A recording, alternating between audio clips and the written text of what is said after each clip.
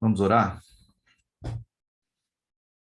Senhor nosso Deus, nós mais uma vez nos achegamos a Ti, Senhor, gratos pelo Teu amor, pela Tua misericórdia, que é infinita e se renova a cada manhã. Senhor, nós agradecemos por mais um dia de vida, agradecemos por mais uma vez podermos estar juntos para poder meditar na Tua palavra, conhecê-la e aprender mais sobre o Senhor, conhecer mais quem é o nosso Deus. Nós te agradecemos por esse privilégio de termos esse acesso livre e restrito à tua presença. Nós sabemos que não merecemos e é a tua graça e teu favor que nos permite ter esse grande privilégio. Nos ajuda a valorizar isso, Senhor, e também a viver isso com mais intensidade, com mais frequência. Nos abençoa, Senhor, nesse dia, nesse momento que estaremos aqui. Tira as barreiras do nosso entendimento, do nosso coração.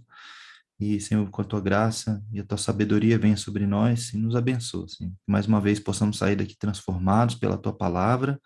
É o que nós te pedimos. Oramos em nome de Jesus. Amém. Tá.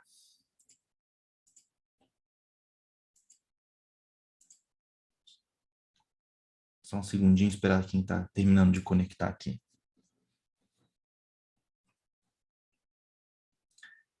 Então, vamos lá. Hoje a gente vai falar de novo sobre a Bíblia.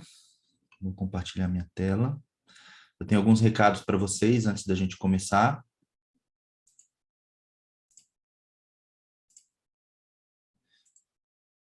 Que engraçado, não está aparecendo para eu compartilhar a minha segunda tela. Por que não? Por que não? Agora deu.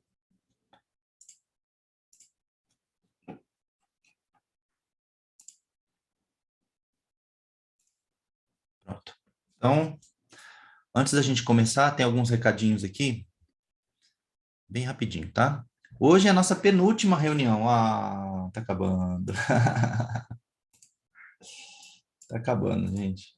Eu não sei como foi para vocês, mas para mim sempre passa voando. Parece que a gente começou ontem e a gente já está terminando, né? Eu espero que a jornada até aqui tenha sido boa, que vocês tenham tido boas experiências, que tenham tido aprendizado, que tenham crescido. Esse é o nosso maior objetivo aqui, que todos saiam daqui diferentes, seja como for. Alguns absorvem mais, outros menos, mas o importante é que todos saiam daqui com uma bagagem nova. Semana que vem a gente vai falar um pouquinho mais sobre isso. Tem um questionário muito importante para vocês, como eu falei, depois da reunião. Depois da reunião eu vou mandar esse questionário, tá? Então, eu sim vou pedir um favor para vocês, por favor, respondam, tá bom? Esse é um dos mais importantes. Se vocês não nos ajudarem com esse daqui, vai ser muito difícil a gente acertar mais na próxima vez, tá? Só um pouquinho. Tá entrando um montão de gente aqui. A semana que vem é a última reunião. E a última reunião é um pouquinho mais longa. Já garanto para vocês que vai precisar de mais tempo. Então, por favor, tentem se programar para ter pelo menos 2 horas de reunião, tá bom? Eu prometo que não vai ser uma reunião cansativa, tá? Tem bastante coisa para a gente falar, mas tem vídeo, tem várias atividades para a gente fazer. E tem uma parte que eu gostaria muito, assim, eu vou falar sobre isso com insistência agora, e por favor, assim, nos ajudem mais uma vez, tá? Eu peço ajuda sobre esse ponto. Eu preciso que vocês venham prontos para aparecer na câmera e para falarem. Ah, mas eu tenho vergonha, tá? Eu até entendo isso, mas faça um esforço. Por quê? Porque no final da reunião da semana que vem, a parte final da reunião é a parte que eu gostaria, e na verdade nós, mentores, gostaríamos que vocês falassem, tá? Eu gostaria que vocês dessem o testemunho de vocês. Como foi participar da mentoria? Como foi o processo? Como era antes? Como está agora? Então, por favor, venham prontos para aparecer na câmera. Acorda um pouquinho mais cedo, troca de roupa, não fica de pijama, dá aquela ajeitada no visual e venha pronto para aparecer na câmera, tá bom? E eu gostaria muito de ouvir vocês. Os mentores ouvem vocês, eu não ouço, eu não converso tanto com vocês, né? Eu mando uma mensagem por semana, essa semana eu nem consegui mandar mensagem para vocês, porque a semana foi bem tumultuada. Mas eu gostaria, eu pessoalmente, tá? Eu acho que os mentores também, eles gostariam muito de ouvir vocês. E eu falo sempre sobre isso, que o testemunho de vocês é o nosso combustível para continuar. porque se vocês tiverem uma boa experiência, isso vai nos encorajar a continuar fazendo isso. Agora, se vocês não tiveram experiência nenhuma, se vocês não aprenderam nada, se vocês não têm nada para nos dizer, aí a gente vai sempre ficar com aquela dúvida: será que a gente está fazendo a coisa certa? Então, nos ajudem com isso, por favor. Posso contar com vocês? Já vou pedir já o comprometimento de vocês para participarem na semana que vem e falarem. Eu gostaria muito mesmo, tá? Eu falo muito sobre isso, como isso é importante para nós, tá? É muito, muito, muito importante. Porque isso é o que nos incentiva, né? É o que nos dá força para continuar, tá bom? E no fim da reunião de hoje tem um vídeo, tá? É um vídeo de 7 minutos. Eu recomendo muito que vocês assistam como todos os vídeos que a gente põe no final, né? Ele não é obrigatório você assistir, mas eu acho que ele fecha muito bem o conteúdo que a gente vai passar hoje. Então, se puderem, assistam, tá? São só 7 minutos, não é nada que vai também tomar tanto tempo assim, né? Tá bom? Vamos lá? Então, vamos para nossa reunião. Opa, vamos pular essa parte aqui, vamos direto para cá. Leitura bíblica ainda, nosso ponto. Eu vou ler 2 textos para vocês, não se preocupem em abrir a Bíblia, a gente vai falar bastante ainda sobre o Salmo 119, mas eu vou ler dois versos do Salmo 119.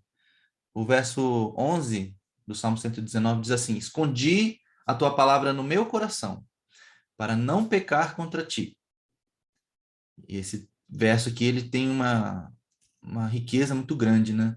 Porque quando o salmista ele escreve isso, ele está falando que ele escondeu, não para que outras pessoas não vejam. É uma relação pessoal dele com a palavra. E ele escondeu no coração. E eu sempre penso sobre isso, né? Quando a gente esconde algo, normalmente é porque isso é valioso, né? Eu sempre penso nos piratas, né? Escondendo tesouro. Mas quando a gente esconde alguma coisa, é porque normalmente aquilo é importante para nós e a gente quer proteger. E quando você esconde a palavra no coração, ela tem esse poder de te ajudar a não pecar. Então, é algo que a gente precisa pensar, né? Eu tenho a palavra de Deus escondida no meu coração. E Jesus ele vai dizer o seguinte lá na frente. Ele diz que a boca fala do que o coração está cheio. E eu vou falar algo que é bem pessoal, tá? Eu não sei se eu já comentei sobre isso, mas é uma coisa que eu penso sempre, né? Quando a gente está na rodinha de amigos e em confraternização, em festa e tudo mais, a gente fala sobre tanta coisa, né? Mas o quanto a gente fala sobre a Bíblia, né, durante as nossas conversas. E isso é um sintoma na minha visão, tá? Isso é bem pessoal, vocês não precisam concordar comigo, mas eu penso que se a gente só sabe falar de coisas triviais, não que não seja importante, a gente tem que falar sobre tudo, né? Eu acho que tem assunto para tudo, tem momento para tudo, mas também deveria ter um momento para a gente falar sobre a Bíblia, né, nas nossas conversas.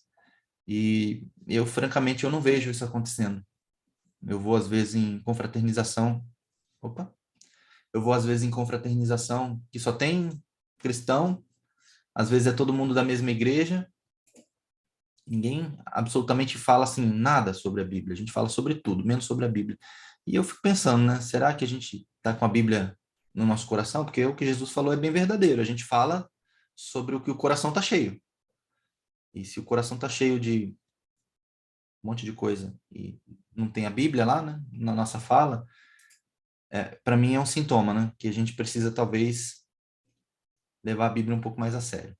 E o Salmo 119, 105, ele diz o seguinte: lâmpada para meus pés é a tua palavra e luz para o meu caminho. E aí, isso é algo que eu tenho tentado, pelo menos eu acredito que estou fazendo isso, de mostrar para vocês como é importante a gente viver segundo a palavra, de a gente fazer as nossas escolhas segundo a palavra, de a gente pensar em relação à nossa alma, em relação à nossa caminhada espiritual, segundo a palavra, porque a palavra de Deus é a luz para o nosso caminho. E a gente precisa entender o contexto histórico ali, dessa época, porque na época que o salmista escreveu isso, não existia energia elétrica. Então, luz era algo muito importante para as pessoas. E não era algo que era tão acessível, digamos assim, né? Você não tinha luz sempre. Então, caminhar à noite era algo muito perigoso, porque você não tinha luz. Você tinha luz, só a luz natural, né? Que é fraca para você andar à noite. E quando o salmista fala que a luz é é lâmpada para os pés, ele está falando justamente isso, sobre a caminhada. E a pergunta que fica para nós é o quanto a nossa caminhada espiritual, ela é dirigida, ela é guiada pela palavra de Deus. Essa é uma pergunta que a gente precisa também fazer e refletir, porque às vezes a gente tem tantas coisas que nos guiam, às vezes são pessoas, né? Influenciadores, podem ser dentro da igreja, fora da igreja, a gente tem doutrina que nos influencia na nossa caminhada, a gente tem conceitos, a gente tem ideologias, a gente tem uma série de coisas que guiam nossos passos, né? E o quanto que isso tem relação com a palavra de Deus. É algo para pensar também. Eu gosto de começar essa reunião falando sobre isso. Eu vou colocar um vídeo aqui agora para vocês, que tem a ver com o contexto. Prestem bastante atenção, tá? Se não sair o som, como sempre, vocês me avisem, tá bom? Vai lá, Jeremias, como é que é, meu filho? Todo mundo aí, levanta a mão e canta.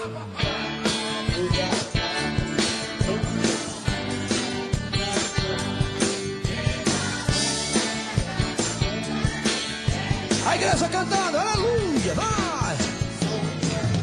Lá atrás, como é que é? Como é que é? Vai! Vou chamar aqui um irmão para pregar aqui, cadê o irmão? Ei, irmão, vem aqui, irmão! Aleluia! Prega aí, irmão!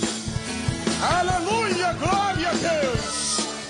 Aleluia, Jesus é bom. Jesus é maravilhoso. Jesus é fiel e tem todo o poder. Aleluia. Nesta noite, eu vim aqui para pregar sobre o valente Davi. Mas eu vi os irmãos louvando este hino. Eu fiquei inspirado. Eu vou pregar sobre Daniel. Daniel era um homem valente. Daniel era um cabra macho. Daniel era um homem de fé. Daniel era um homem de perseverança. A Bíblia diz, eu não sei o que está escrito, mas Daniel era um grande homem de Deus. Irmãos, você precisa de imitar a fé de Daniel. Todo mundo mandava ele soltar o cabo, mas ele não soltava não. Sabe por quê? Porque Daniel era um homem valente. Segura o cabo, Daniel!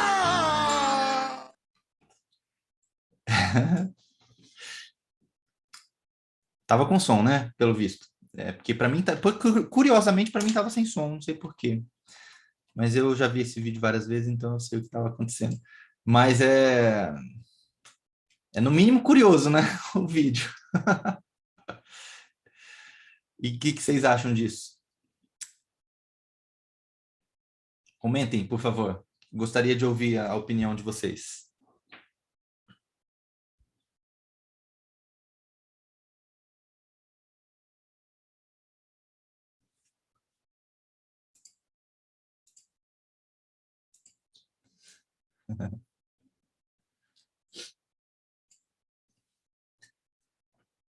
Acho interessante a parte que ele fala assim, né? É, é, eu não sei onde está escrito na Bíblia, mas acho que está lá, né?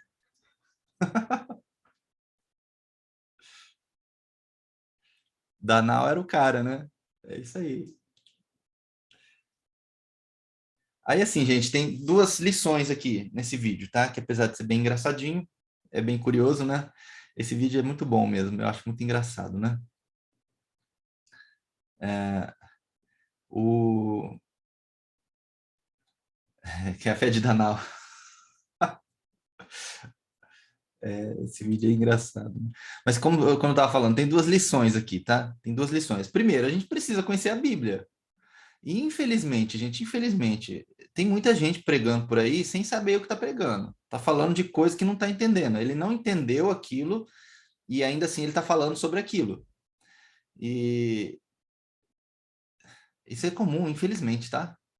E muitas vezes a gente, de certa forma, faz isso também. Às vezes a gente está conversando com alguém, a gente às vezes até está com boa intenção de falar da Bíblia, mas às vezes a gente fala sem compreender exatamente o que a gente está falando.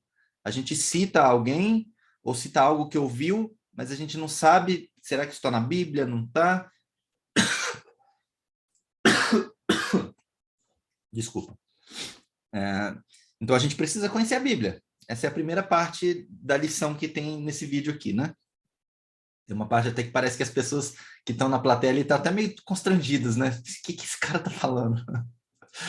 Essa é a primeira parte. Precisamos conhecer a Bíblia antes da gente querer falar sobre ela. Essa é uma coisa importante. E a segunda coisa que é bem importante, não sei se alguém aqui, o pessoal que já viu isso antes sabe, né? Mas os que ainda não tinham visto esse vídeo e estão vendo pela primeira vez, eu não sei se vocês sabem, esse vídeo, ele na verdade, ele é um corte de um outro vídeo maior. Então eu peguei um vídeo grande, peguei só um pedaço do vídeo e mostrei aqui para vocês. E vocês assistindo o vídeo do jeito que vocês viram, o vídeo, ele está fora do contexto. Esse trecho do vídeo, sozinho, ele não explica o que está acontecendo ali. Eles estão cantando um hino, não sei se vocês conhecem o hino, né? Ó, porque duvida... É um hino bem bonito, né? Da harpa, né? Pelas ondas do mar... Não sou um cantor muito bom, né? Mas é um hino que tem lá, solta o cabo da nau. O cabo da nau. Nau é um barco, né? É um sinônimo para navio, né? Então, é para soltar o cabo, é para você confiar em Jesus, confia em Deus, pode soltar. É isso que o hino está dizendo, né? E ele pega esse negócio e pensa que é uma pessoa. Mas o vídeo, dentro do contexto dele, fica claro de que isso daqui não é fato, isso aqui é uma brincadeira, isso aqui é uma encenação.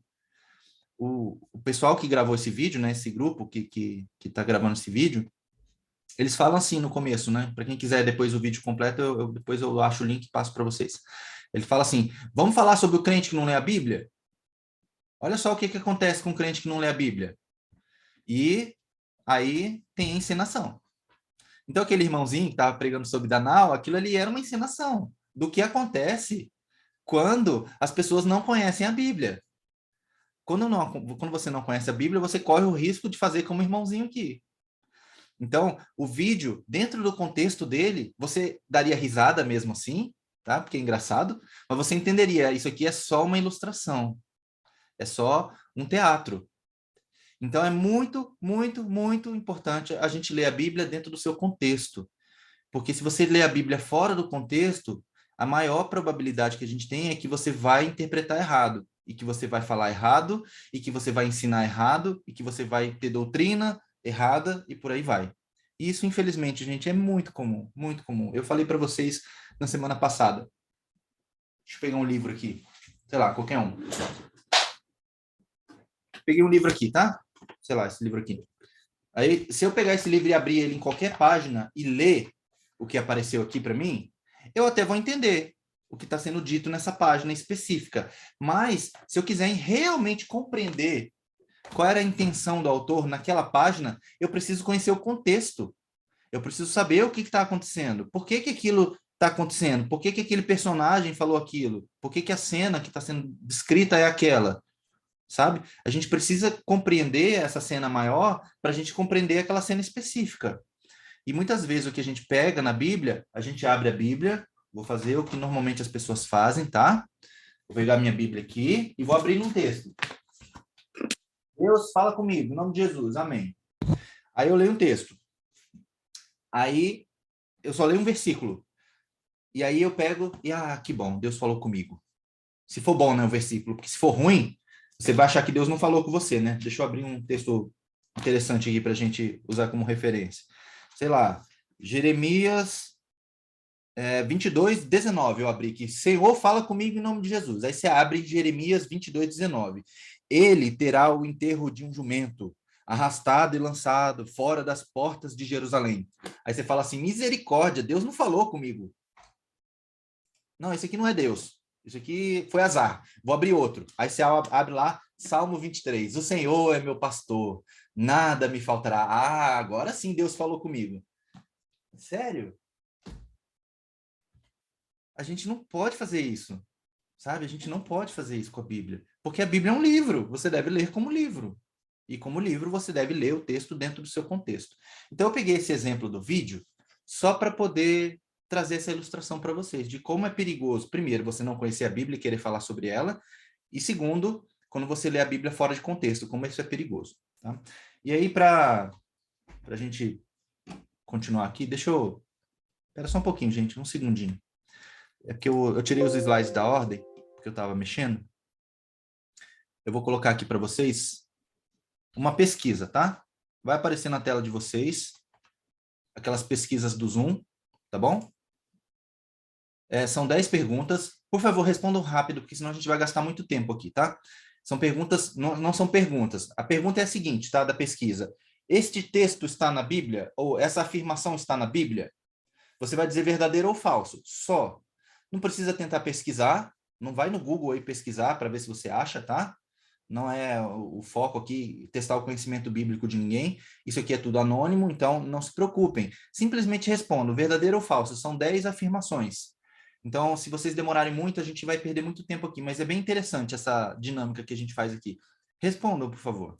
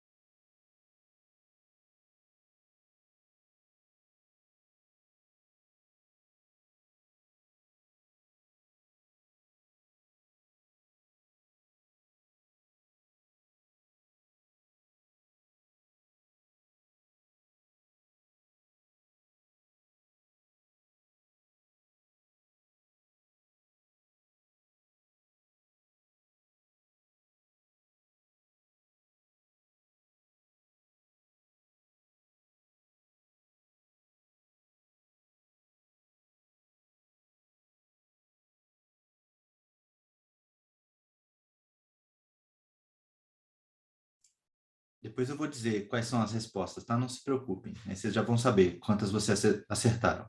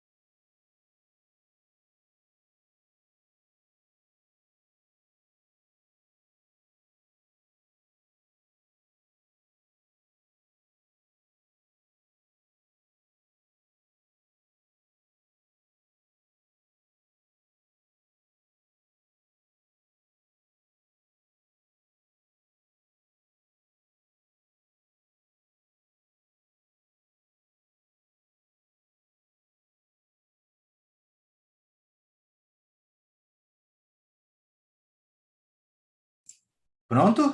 Podemos?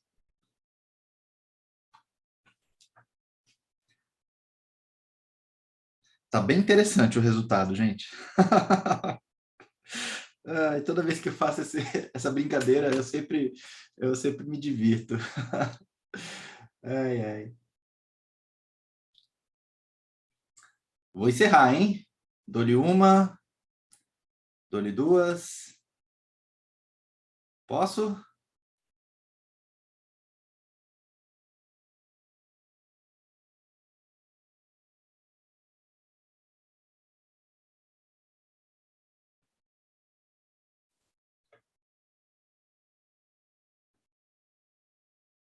Vou encerrar, tá, gente? Porque senão a gente vai gastar muito tempo. Tem problema. Quem não conseguiu terminar, não faz mal, tá? Não era aqui um teste de conhecimento bíblico mesmo. Eu vou mostrar o resultado para vocês, só para vocês verem o que vocês responderam.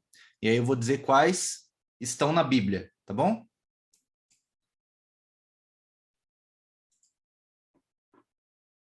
Tá aparecendo aí para vocês? Alguém só me confirma que tá aparecendo o resultado? Porque eu vou tirar o resultado da tela já já, tá? Só para vocês verem. Alguém só me diz assim, sim ou não? Tá aparecendo na tela? Tá, né? Então, a primeira afirmação. é falsa, não está na Bíblia. A segunda afirmação é falsa, não está na Bíblia. Não tem em nenhum lugar dizendo que as palavras têm poder na Bíblia, tá? A terceira também é falsa, não está na Bíblia. Não tem nenhum lugar na Bíblia dizendo que é dando que se recebe, tá bom? Deixa eu falar da primeira, né? A primeira eu falei e não expliquei, né? A primeira, a maioria de vocês diz que é falsa, e de fato é falsa. Mente vazia é oficina do diabo, isso é um ditado popular, isso não é bíblico, tá? A quarta, bem-aventurados os homens de boa vontade, isso não está na Bíblia, tá? A cinco é uma invenção 100% inventada, tá? Não está na Bíblia. Dizer que o reino de Deus está em toda a criação, isso não está em lugar nenhum na Bíblia, tá? Isso aí é uma ideia panteísta. Depois, se vocês quiserem, eu explico o que é isso. Essa sexta que eu inventei também, Deus se move por caminhos misteriosos, isso não está na Bíblia, tá? Deus odeia o pecado, mas ama o pecador, isso não está na Bíblia em lugar nenhum também, tá? Isso aí é bem interessante.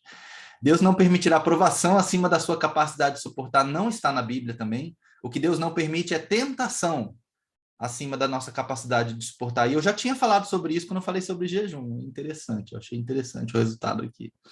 Os sonhos de Deus não podem ser frustrados, isso daqui não está na Bíblia, gente. Não tem nenhum lugar na Bíblia que os sonhos de Deus não podem ser frustrados. Está dizendo que os planos de Deus não podem ser frustrados. Deus não tem sonhos. Porque sonho, né, é uma coisa que você aspira, que você deseja, que você gostaria que acontecesse.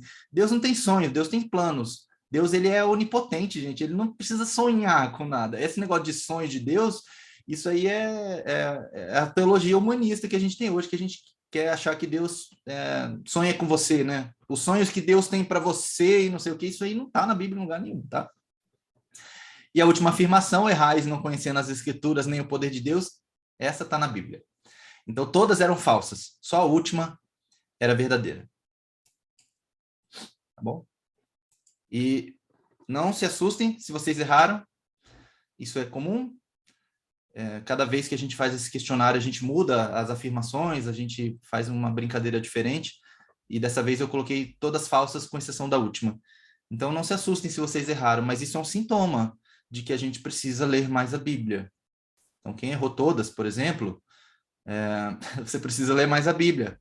Quem errou 5, você precisa ler mais a Bíblia, assim por diante, né?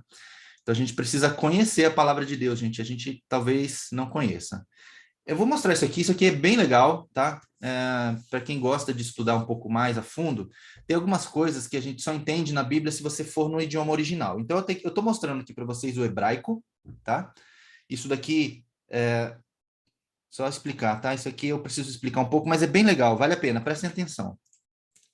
Então, ó, aqui em cima, aqui onde está preto, é a letra em hebraico, tá? A letra é em hebraico moderno, o hebraico atual. Mas antigamente, no passado, muito tempo antes, no início da escrita hebraica, as letras eram assim, essas vermelhinhas aqui.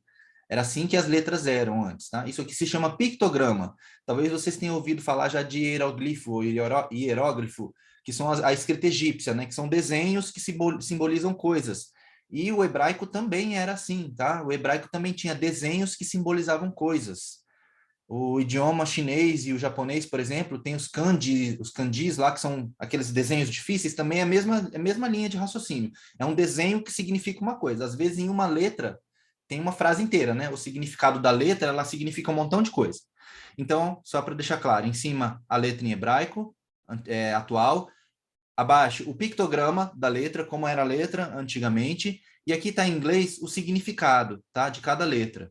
Não se preocupe, está em inglês, mas eu vou mostrar para vocês aqui algumas coisas, só para vocês entenderem como é o idioma hebraico, como ele funciona. Primeiro, o idioma hebraico não se lê da esquerda para a direita, aqui está da esquerda para a direita, tá? Aleph, Bet, Gimel, Dalet, Rei, essas são as letras do alfabeto hebraico na sequência, tá? Mas no hebraico se lê da direita para a esquerda. Então, por exemplo, só para dar um exemplo para vocês, tá?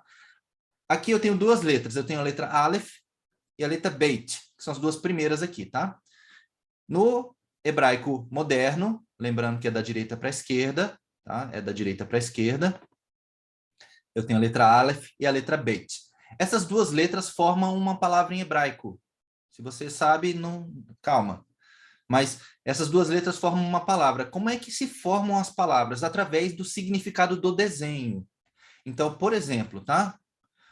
A letra Aleph é o boizinho aqui, tá? Esse coisinho com chifre aqui. E a letra Beit é esse desenho que é como se você estivesse olhando uma planta de uma casa por cima, sabe? A planta da casa. Então, esses são os dois desenhos. O significado dos desenhos é esse aqui, ó. A letra Aleph, ela tem esse significado poderoso. Por quê? Porque um boi, né, um touro, ele é poderoso, ele é forte. E esse desenho aqui da cabaninha, olhada por cima, é a palavra casa, tá? Em hebraico. Então, se eu juntar a letra Aleph com a letra Beit, eu estou falando o quê? Eu estou falando o poderoso da casa. Quem é a pessoa poderosa de uma casa? Pensa numa família. Quem é o poderoso? Escrevam aí, vamos ver se vocês matam a charada. Quem é o líder da casa, o poderoso da casa, o chefe da casa? Quem é?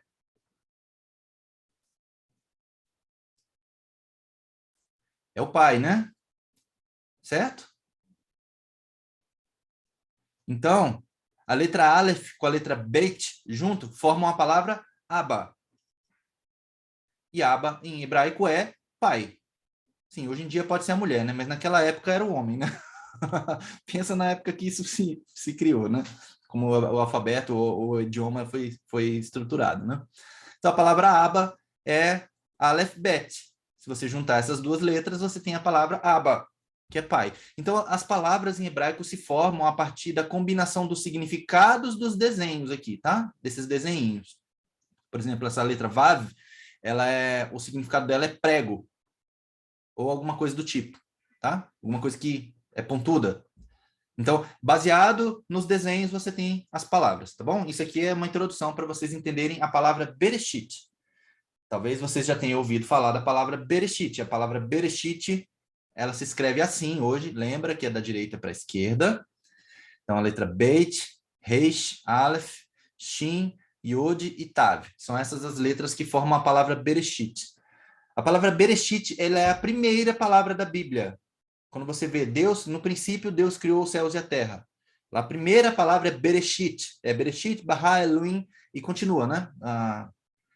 A frase, tá? Então, no princípio ou em princípio, tá? Que seria a tradução mais pura, digamos assim, da palavra, tá? Então, é a palavra Bereshit. Por que eu estou trazendo essa palavra? Porque nela tem uma coisa escondida, muito legal. Eu gosto muito disso aqui, gente. Isso aqui é fantástico, como Deus é perfeito.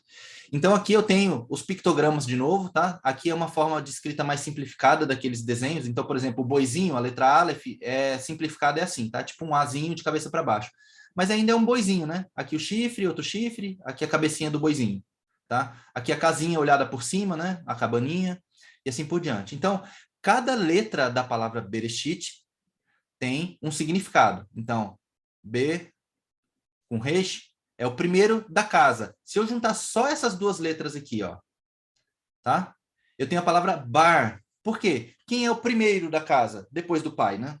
O primogênito da casa é o filho. Então, a palavra Beit com a letra Resh, né? A letra Beit com a letra Resh forma a palavra Bar, que é filho. Então, por exemplo, vocês já devem ter visto Simão Bar Jonas. Por quê? Filho de Jonas, Bar Jonas. Que isso é, acho que, bem ensinado nas igrejas, né? Então, a palavra Bar é filho. Então, na primeira palavra da Bíblia, logo nas 2 primeiras letras da Bíblia, você já tem o filho. Você já tem Jesus. No início, bem no iniciozinho da Bíblia, né? Depois continua. A letra Aleph com a letra Shin Shin é destruição, e o Aleph, como a gente já falou, é poderoso e é um símbolo de Deus também, a letra Aleph. E aí fala sobre fogo. Por quê? O que é uma destruição poderosa? Para o judeu é o fogo. E Deus é fogo consumidor. A gente vê isso lá em Hebreus, né? A descrição de Deus. Porque Deus é fogo consumidor, não é qualquer tipo de fogo, é fogo consumidor. Ok. O que mais que a gente tem aqui? Ó? A letra Yod é a primeira letra do nome de Deus. Quando Deus se apresentou para Moisés, Moisés tinha que escrever o nome, ele escreveu essas letras aqui, ó. E o Yod é o Y, né, do nosso alfabeto. E o tetagrama, né, que a gente fala, que é as letras do nome de Deus, que ninguém sabe exatamente como pronuncia, porque o judeu não pronuncia o nome de Deus. O judeu não fala Yahvé, ou Jeová, ou Yahweh, como a gente pronuncia. É difícil até a gente saber como é a pronúncia da palavra, do nome de Deus, escrito na Bíblia, né? Normalmente a gente fala Senhor, tá? E quando a palavra é usada é a palavra Yahvé, ou Yahweh, ela está sempre em letra maiúscula, né? Vai estar toda em letra maiúscula, né? Vai estar escrito Senhor, todo em maiúsculo. Quer dizer que no hebraico foi usado o tetragrama. Só para vocês saberem, então, não sei se vocês sabiam disso. Então, Yod é a primeira letra do nome de Deus. E a letra Tav, o significado dela é cruz. E é isso mesmo, tá? Então, olha só a mensagem que a gente tem na palavra Bereshit. Deixa eu só apagar aqui para ficar limpa a tela. Se você fizer uma composição das palavras que você forma com a palavra Bereshit, você tem a seguinte mensagem, ó. Aqui, o filho de quem? De Deus seria o quê? Destruído pela mão de quem? Porque eu desenho uma mãozinha, né? A letra Yod. Pela mão ou trabalho, né? Pela mão de quem? De Deus, porque Yod é também a primeira letra do nome de Deus. Aonde? Numa cruz. Então, na palavra Bereshit, você já tem o plano de Deus desenhado. Eu acho isso fantástico, gente. Eu não sei vocês. Eu olho para essas coisas e falo assim, como? Como? Não pode ser coincidência, por acaso. Quem sabe foi aleatório isso. Não foi. Não foi. Deus, ele desde o princípio, ele já tinha tudo esquematizado. E isso fica claro quando você lê o texto de Isaías 46, o verso 9 e 10, diz assim, ó. Lembrai-vos das coisas passadas desde a antiguidade, que eu sou Deus, e não há outro Deus semelhante a mim, que anuncio o fim desde o princípio. E a palavra princípio é Bereshit. Então, Deus, desde o princípio, lá no Bereshit, Deus já tinha anunciado qual seria o plano dele, qual seria o fim das coisas. O fim das coisas está em quê? Em Jesus e no Evangelho. E desde a antiguidade, as coisas que ainda não sucederam, que digo, meu conselho será firme e farei toda a minha vontade. E Deus fez a vontade dele na cruz, e Deus continuará fazendo a vontade dele até que todas as coisas se concretizem, porque Deus, ele vai cumprir todo o seu conselho, todo o seu plano. Lindo, né, gente? Ainda falando sobre Isaías, isso aqui é novidade. Para quem nunca viu isso aqui, é bem interessante. Estava estudando esses dias. O livro de Isaías é bem curioso. É um livro grande, né? O maior, depois do livro de Salmos, o livro de Isaías é o maior. É o profeta maior de todos, né, que a gente tem. E é interessante, porque o livro de Isaías ele tem 66 capítulos. E a Bíblia tem 66 livros. Curioso, né? E o livro de Isaías ele é dividido em duas grandes partes. Você tem na primeira parte do livro de Isaías muitos conselhos, muito juízo e advertência para o povo, pelo pecado, porque se vocês não se arrependerem, vocês vão para o cativeiro e vai ter consequências e tudo mais. E fala sobre a vinda do Messias na primeira parte do livro de Isaías. E são 39 capítulos essa primeira parte. É bem nítida a diferença entre a primeira e a segunda parte. E, coincidentemente, o Antigo Testamento tem 39 livros, que são livros que falam sobre lei, sobre como a gente deve viver, como deve se portar e assim por diante, né? Muito conselho, muita advertência, muito juízo de Deus em relação ao pecado. E na segunda parte do livro de Isaías, ele fala muito sobre consolo e encorajamento. E são 27 capítulos que falam sobre isso. E, curiosamente, coincidentemente ou não, o Novo Testamento são 27 livros. Que coisa, né? E, para finalizar a série de, entre aspas, coincidências, a segunda parte do livro de Isaías, ela começa aqui, ó, em Isaías 43, onde Isaías fala, voz que clama no deserto, prepare o caminho para o Senhor. E em Mateus 3:3, bem no início do Novo Testamento, é onde fala sobre João Batista, que seria a voz que clama no deserto. Interessante, né? Bem interessante. A Bíblia é linda, gente. Agora, sobre o Salmo 119, que a gente leu ali no início, eu preciso explicar algumas coisas também que é bem legal quando a gente entende isso, tá? O Salmo 119 é o maior capítulo da Bíblia. Muitas pessoas não leram ainda o Salmo 119 e eu recomendo muito que leia, por causa do que eu vou explicar aqui agora. Eles são 176 versos divididos em 22 sessões. O Salmo 119 é uma das poucas partes da Bíblia que você tem essa divisão bem clara, né? E na hora de separar os versículos foi fácil de fazer, porque ele é um poema. e o poema é fácil de você identificar as estrofes, os versos, né, de um poema. Então, eles são 22 sessões. Cada sessão do Salmo 119 tem um significado e uma aplicação especial ou específica à caminhada espiritual. E aí é interessante também, porque cada sessão do Salmo 119 se inicia com uma das letras do alfabeto hebraico. Então, a primeira letra do alfabeto é a letra Aleph. E cada sessão são 8 versos. Então, 22 sessões, vezes 8, 176 versos. Então, os 8 primeiros versos do Salmo 119, todos começam com a letra Aleph. Então, aqui está em inglês, tá? Mas embaixo que tem em português também, né? Então, da direita para a esquerda, assim que se lê, né? Começa com Aleph o primeiro verso. O segundo verso começa com Aleph também. O terceiro verso começa com Aleph. O quarto verso começa com Aleph. E assim por diante. Nas Bíblias mais antigas, até tinha escrito assim, né? Antes do início da sessão, Aleph. Depois tinha Bet. Depois Gimel. Depois Dalet. Eu, na minha ingenuidade, quando eu lia a Bíblia e via essa divisão do Salmo 119, eu achava que cada nome desse, Aleph, Bet, Gimel, era o nome de quem tinha escrito aquele trecho do Salmo 119, mas não é. É o nome da letra hebraica que faz a divisão ali da sessão. E é bem interessante isso, né? E é um poema muito bem escrito, muito detalhado, com muito cuidado foi escrito. E o número 8, ele é muito importante no Salmo 119. Ele vai aparecer várias vezes escondido durante todo o texto, né? Só para a gente ler aqui, ó. É abençoado ou bem-aventurado o irrepreensível em seu caminho, o que anda na lei do Senhor. Abençoado ou bendito ou bem-aventurado o que guarda seus testemunhos com todo o coração o busca. Então, esse aqui é o Salmo 119, verso 1 e 2. A gente vai ver todos os versos do Salmo 119 até a primeira sessão, só, tá?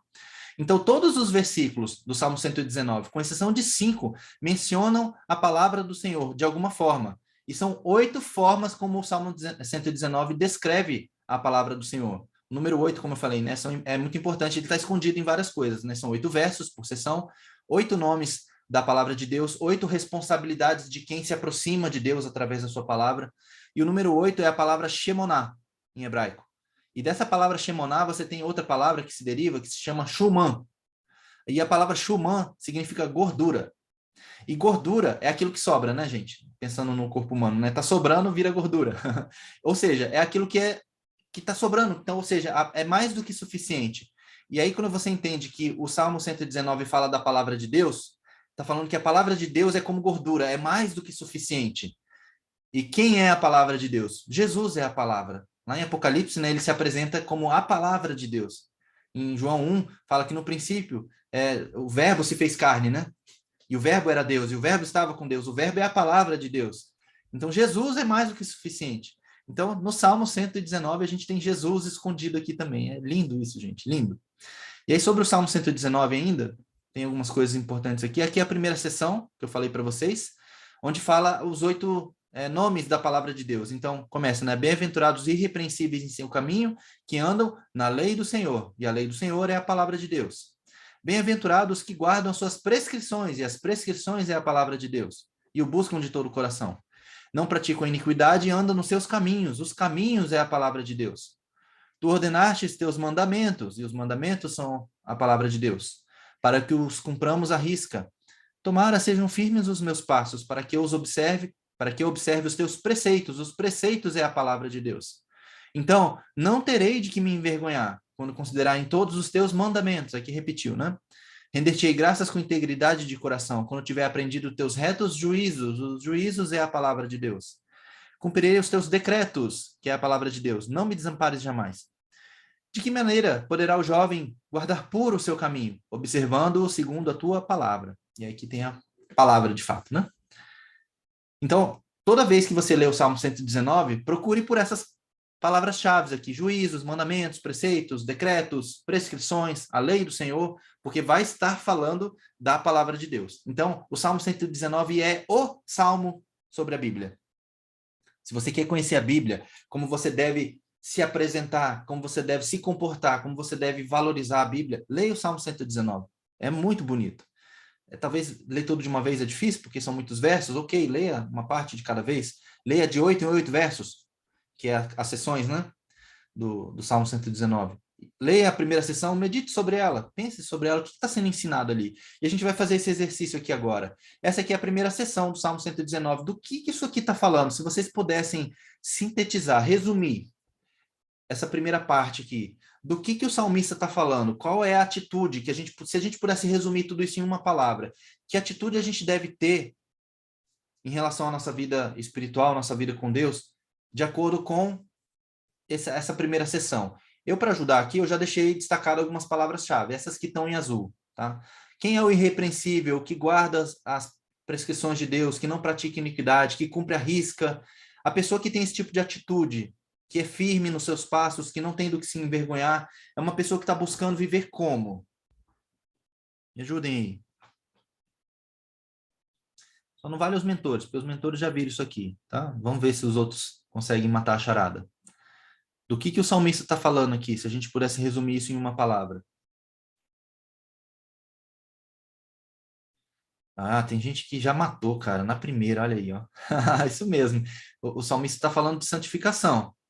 Se a gente fosse resumir em uma palavra, né? Viver um caminho, uma vida santa, uma vida dedicada a Deus, uma vida pura, uma vida irrepreensível, íntegra diante de Deus. Que, se a gente fosse resumir, isso é uma vida santa, uma vida separada, né? E aí, para a gente pegar esse gancho, a gente precisa entender que é através da palavra que a gente se santifica. E isso é algo muito forte, gente, porque às vezes a gente acha que se santifica fazendo jejum ou oração. Também são ferramentas importantes, mas biblicamente falando, o que nos santifica é a palavra. O que nos lava e nos limpa é a palavra. Por isso que a gente precisa ler a Bíblia. Você não pode não ler a Bíblia, porque sem a Bíblia você dificilmente vai conseguir viver uma vida santa. E como a palavra de Deus diz, sem santidade ninguém verá a Deus. Ninguém. Então, precisamos ler a Bíblia. E aí, vou pegar os textos aqui para embasar o que eu estou falando.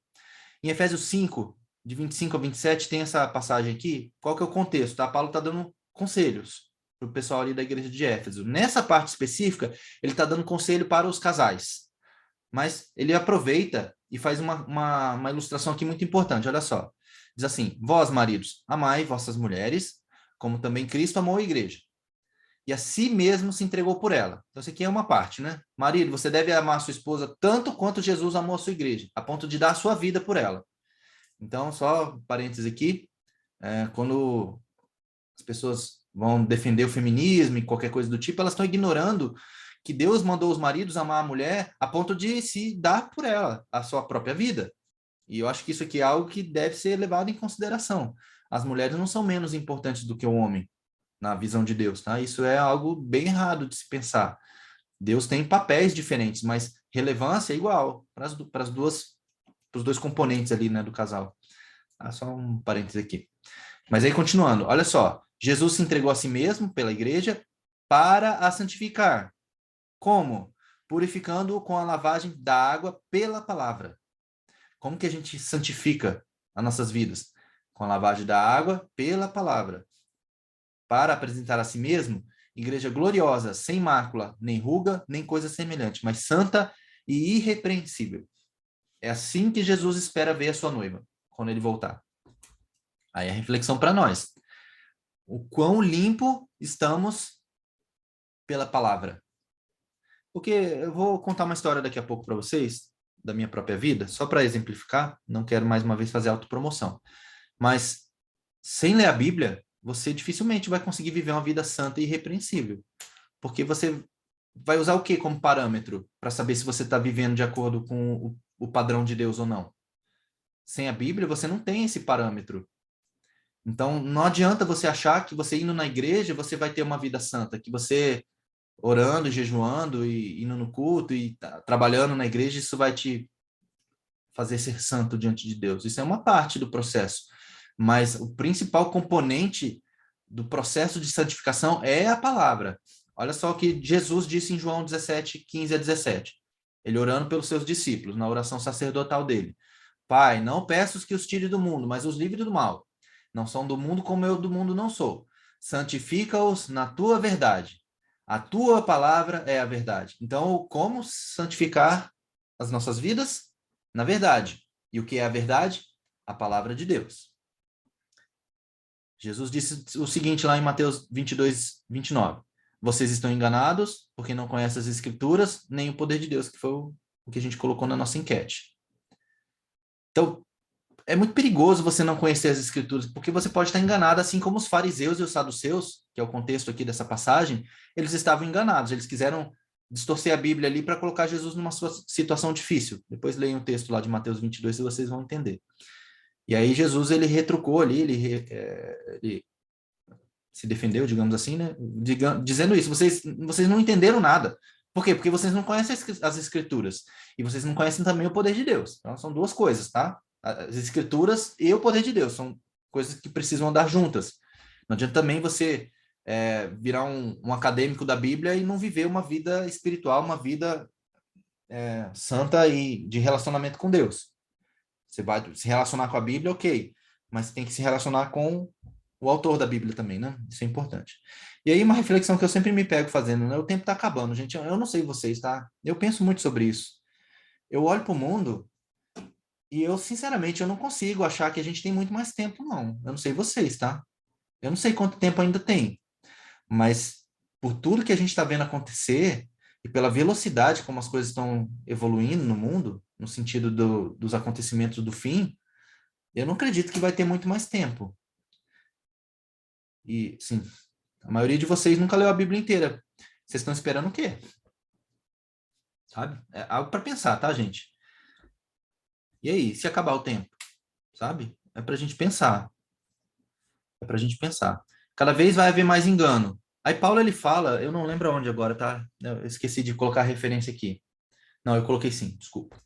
Ele falou isso para a igreja... Não anotei a referência. Mas Paulo, ele falou assim, você tem que tomar cuidado para vocês não caírem no engano da serpente que ele fez com Eva. Que a serpente fez com Eva. Qual foi o engano que a serpente fez com Eva? O que aconteceu ali no Éden? Satanás, ali incorporado ali na serpente, ele simplesmente distorceu a Bíblia um pouquinho, a palavra de Deus um pouquinho. Ele perguntou assim, foi isso mesmo que Deus disse? Quando a Eva estava na frente da árvore do conhecimento do bem e do mal ali, né? O que Deus disse? Aí Eva disse, não, Deus disse para a gente não comer isso aqui, porque se a gente comer, a gente vai morrer. Aí Satanás, foi isso mesmo que Deus disse? Colocou aquela pitada de dúvida, assim, será que é isso mesmo? Ele falou, não, vocês não vão morrer não, vocês vão ser como ele. Vocês vão ser como Deus. Os seus olhos vão ser abertos e vocês vão ser como Deus. Então, o Satanás, ele distorceu um pouquinho só as palavras de Deus para poder fazer um apelo para aquilo que estava no coração de Eva. E Satanás, ele é esperto, né? Ele sabe aquilo que ele pode usar para nos desviar. Às vezes ele vai usar o sobrenatural para te desviar. Às vezes ele vai usar o dinheiro para te desviar. Às vezes ele vai usar um relacionamento para te desviar. E ele vai fazer essas pequenas distorções. Não, isso daí, não, isso não tem problema não. Isso é o que você vai pensar para você mesmo, né? Influenciado por Satanás. Não, esse negócio aí que eu estava achando que não posso fazer, nada a ver. Essa série aí, que tem um monte de coisa errada, nada a ver. Esse jogo que tem um monte de coisa errada, nada a ver, sabe? Esse tipo de engano que a gente está sendo atacado, né, por esse tipo de engano, que é o engano da meia-verdade. Como eu sempre falo, Satanás, ele é esperto, ele não vai te enganar com algo assim, muito visível, né? Que dá na cara que é um engano. Ele vai te enganar distorcendo a verdade, colocando um pouquinho de mentira junto com a verdade. E se você não tiver um alicerce forte, você cai no engano. Então, a gente precisa tomar muito cuidado. Sobre santidade ainda, como eu falei, né? A gente não tem como se relacionar sem santificação, como está aqui em Hebreus 12, 14. Né? Sem santidade, ninguém verá o Senhor.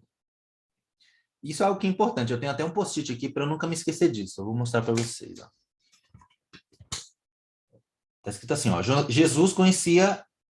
João conhecia Jesus, homem, mas caiu como morto diante de Jesus glorificado. O que isso quer dizer?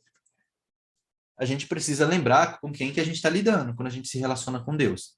A gente não está se relacionando com o nosso chapa, o meu amigão. Deus é nosso amigo? Deus é nosso amigo, mas ele é Deus. Então a gente tem que tomar cuidado. E toda vez que você vê essas, a gente chama de teofania, né? Que são aparições corporais de Deus na Bíblia, né? Seja ela como for. As pessoas, elas morriam de medo. Elas pensavam assim, ai meu Deus, eu vi Deus, eu vou morrer.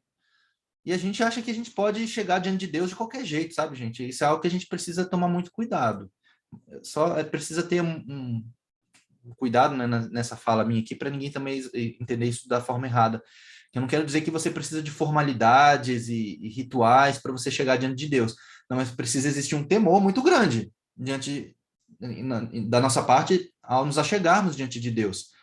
Aí você vai ver Daniel, quando Daniel ele recebeu as revelações das coisas do fim, ele caiu como morto no chão, ficou lá, caído. E João, né, no Apocalipse, ele caía várias vezes, né? Toda hora ele caía como morto. Aí Jesus fala assim: levanta, eu tenho coisas para você fazer. Aí ele caía como morto de novo, levanta. Enfim, mas quem levantava João era o próprio Deus. Então, assim, a gente tem que tomar cuidado, sabe? Porque a gente às vezes vê algumas atitudes ou práticas que tratam Deus assim sem santidade, sem temor nenhum. Você chega lá de qualquer jeito, faz qualquer coisa e acha que Deus está ali, sabe? Não é bem assim. Então, mais uma vez, cuidado com engano, tá? Porque pode ser que quem está ali não é Deus, não. Às vezes é outra coisa que está ali naquele momento que está todo mundo em euforia e aquela coisa toda, e enfim. Aí o texto de 2 Coríntios, só para finalizar essa reflexão sobre santificação em relação à palavra, diz assim, ó: que acordo entrar entre o templo de Deus e os ídolos? Só o contexto aqui dessa passagem. Paulo está falando para um pessoal que estava lá na Grécia. E a Grécia tinha o seu panteão, que era o conjunto dos deuses ali. E as pessoas faziam sacrifícios, idolatria para aqueles deuses. E Paulo estava falando para a igreja ali: olha, vocês têm que parar de participar dessas coisas, porque eles estavam participando ainda desse tipo de rituais. E eles achavam que tinha que fazer isso também para Deus, para Jesus, fazer algum ritual, alguma coisa assim. E aí Paulo ele começa então a discursar, né? Que acordo há entre o templo de Deus e os ídolos? Pois somos o santuário do Deus vivo.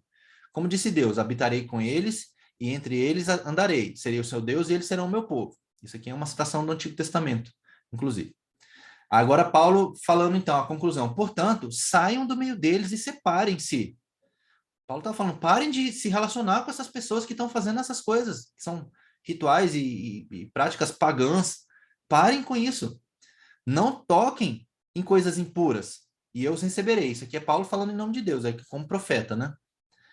E lhe serei pai, e vocês serão meus filhos e minhas filhas. Aqui é uma promessa de relacionamento.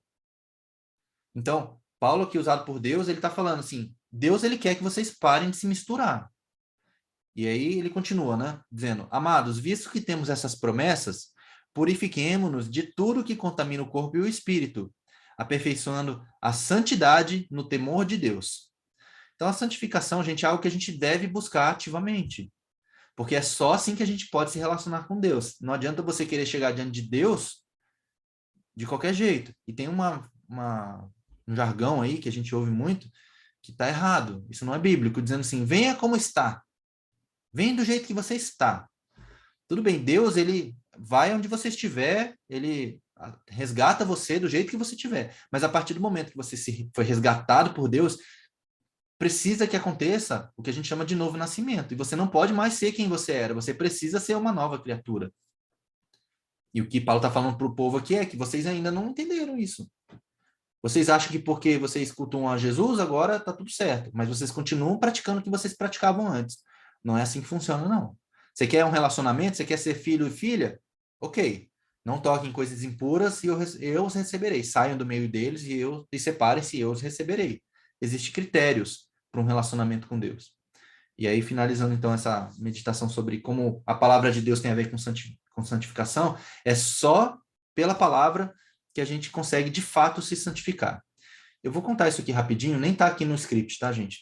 Eu vou falar isso bem rapidinho. Mais uma vez, não é autopromoção, não. Mas eu tive um momento da minha vida onde eu estava influenciado por pessoas e eu estava muito na linha da teologia da prosperidade. Não, eu sou filho de Deus, então eu tenho que prosperar, eu tenho que crescer, eu tenho que ficar rico. E eu realmente queria ficar rico.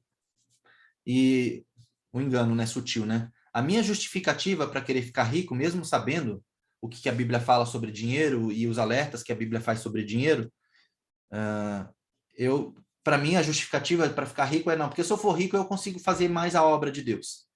Grande engano isso, gente. Grande engano. Grande engano. É verdade que você pode fazer mais a obra de Deus se você tiver mais dinheiro? Sim, é verdade. Agora, isso é uma consequência natural? Quanto mais rico, mais você serve a Deus? Não. E a gente sabe que a verdade é que o contrário é mais comum. Quanto mais você prospera nessa vida, menos você se dedica a realizar a obra de Deus. Isso não quer dizer que você tem que ser um pobre miserável também. Não faça apologia à pobreza, não é isso. Mas é que muitas pessoas não sabem lidar bem com o dinheiro. E em vez de possuir o dinheiro possui elas, sabe? Então, é algo que vocês precisam compreender. Eu não tenho nenhum problema com quem é rico. Se tem alguém aqui que é rico, glória a Deus, que bom que você é rico. Que bom que você prosperou, que bom que você está prosperando. Agora a gente precisa cuidar como a gente lida com isso. E eu não estava sabendo lidar com isso, tá? E comecei a fazer muita coisa para ganhar dinheiro e entrar nos negócios malucos, umas coisas que, assim, claramente... Hoje eu consigo ver com clareza, na época não, né? Quem está no engano, quem está sendo enganado não sabe que está sendo enganado, até que alguém ou alguma coisa aconteça e você consiga enxergar essa cena, né, de fora, né? Aí você percebe as coisas que estavam acontecendo. Mas, enfim, eu estava muito influenciado por coisas e pessoas. E estudando muito e, enfim, um monte de coisas para ganhar dinheiro. Beleza. Mas isso estava me afastando de Deus. E aí, um dia, eu comprei um livro. O livro era mais ou menos assim, eu nem lembro o nome do livro direito. Eu sempre falo sobre isso e sempre me esqueço o nome. Que era, tipo assim, por que Salomão era o homem mais rico do mundo? Ou como Salomão se tornou o homem mais rico do mundo? Eu comprei esse livro porque eu queria ser rico como Salomão. Ok. Aí eu li o primeiro capítulo do livro. O primeiro capítulo do livro, o autor do livro dizia assim: eu fiquei rico porque eu fiz uma coisa que o meu mentor me ensinou. Ele falou: leia um provérbio por dia. Aí eu, beleza, então essa é a lição do primeiro capítulo, vamos pôr em prática, né? Porque eu vou pôr em prática, quero ficar rico, né? Vamos lá. E comecei a ler o livro de Provérbios. Bastou eu ler o livro de Provérbios inteiro uma vez só. Eu li ele uma vez. E eu, naquele momento, tipo assim, caiu a escama dos olhos, né? E eu comecei a perceber assim, o que eu tô fazendo com a minha vida? Tem o provérbio 30, que é um provérbio de Agur, nem é de Salomão esse. Que aquilo ali entrou para mim no meu coração como uma flecha, assim. Que ele fala assim: Senhor, não me deixe pobre a ponto de eu ter que mendigar o pão, ou que eu desonre o seu nome por ser pobre, porque aí acaba roubando ou qualquer coisa assim. Mas também não me dê coisas demais para que eu te abandone, para que eu não te abandone. Daí eu fiquei pensando, cara, esse aqui é o segredo. Esse é o segredo. Não é ter muito. Se eu tiver muito, o risco que eu corro é de abandonar Deus. E, obviamente, se eu tiver pouco também, eu posso desonrar a Deus, porque aí eu não vou pagar minhas contas e, enfim, vou desonrar o nome de Deus, né?